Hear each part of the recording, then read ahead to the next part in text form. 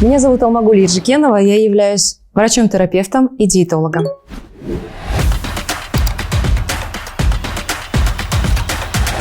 Многие пьют вино по вечерам, и практически каждый вечер. И если метаболизм окей, если желудок выдерживает, потому что вино – это все-таки весьма раздражающий напиток для желудочно-кишечного тракта в целом. Нет, на вес это не повлияет, но другой момент, о чем нам говорят нейробиологи, врачи-неврологи, абсолютно любая порция алкоголя, она вредна. Никаких компромиссов, вот любая.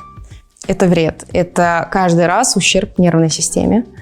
А нервная система снабжает у нас и мышцы, и связки, и сосуды. Снижение вреда – это вообще очень классная концепция. Она жизнеспособная, она способна встроиться в тот образ жизни, в тот современный ритм жизни, в котором мы живем.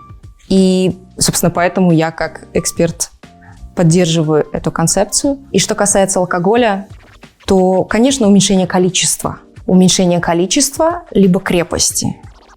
То есть два пути. Количество, опять-таки, чаще всего страдает, когда напиток слабоалкогольный.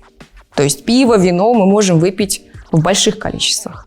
Так как эффект, который человек получает от того объема, огромного объема алкоголя, жидкости, красителей и всего прочего, ведь мы же не пьем каждый раз абсолютно идеальные алкогольные напитки. Там всегда что-то есть, какие-то сиропы, сахара, какие-то краски и все прочее. И в этом смысле, может быть, стоит посмотреть в сторону крепких напитков. Оттитровать то количество, которое дает тот эффект, который мы получаем от 2 литров пива, предположим.